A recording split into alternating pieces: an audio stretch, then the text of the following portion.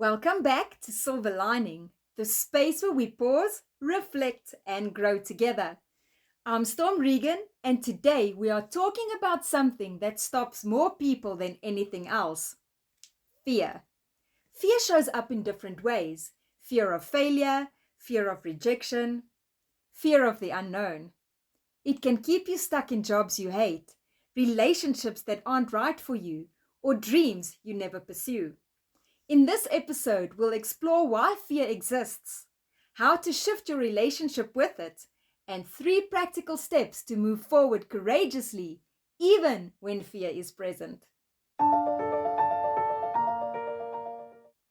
Fear is a natural part of being human.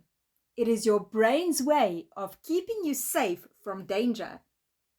But in modern life, most of our fears aren't life or death.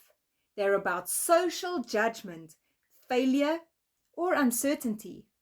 The problem is that our primitive fear response still triggers the same flight or fight reaction, even when the threat is just a tough conversation, a big opportunity, or pursuing a dream. So the goal isn't to eliminate the fear, it is to move forward despite it. When fear controls your decisions, you stop growing. You avoid risks that could lead to fulfillment. You stay in comfort zones that feel safe but unfulfilling.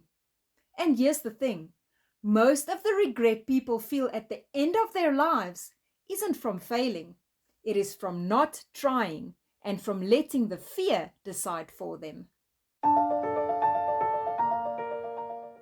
Here are 3 practical ways to face fear and act anyway.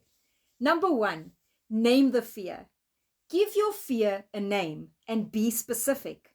Instead of a vague, "I'm scared," rather say, "I'm afraid of being rejected if I pitch my idea." Naming it takes away some of its power.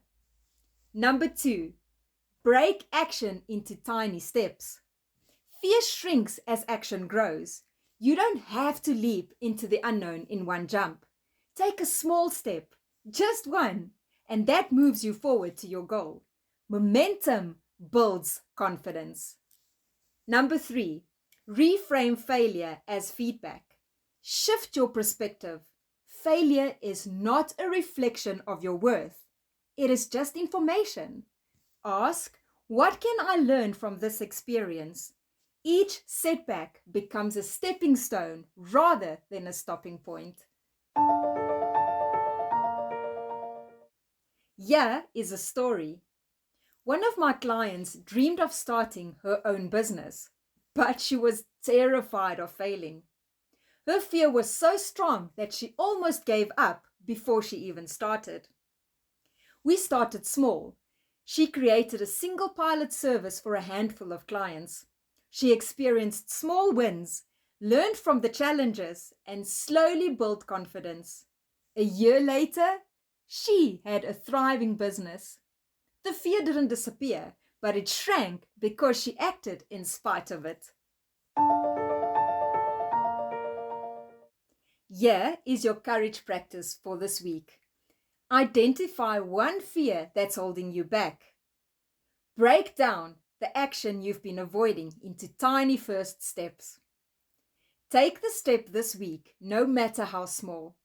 Notice how your fear changes once you act anyway. It will likely shrink and your confidence will grow. Fear will always be part of life, but courage is a choice. You don't have to wait to feel brave. You act first and bravery will follow. Thank you for joining me today on Silver Lining. If this episode resonated, share it with somebody who's ready to step forward despite fear. And make sure to subscribe, because in our next episode, we'll explore self-worth, how to stop seeking validation and start believing in your own value. Until then, name your fear, take action anyway, and move forward with courage.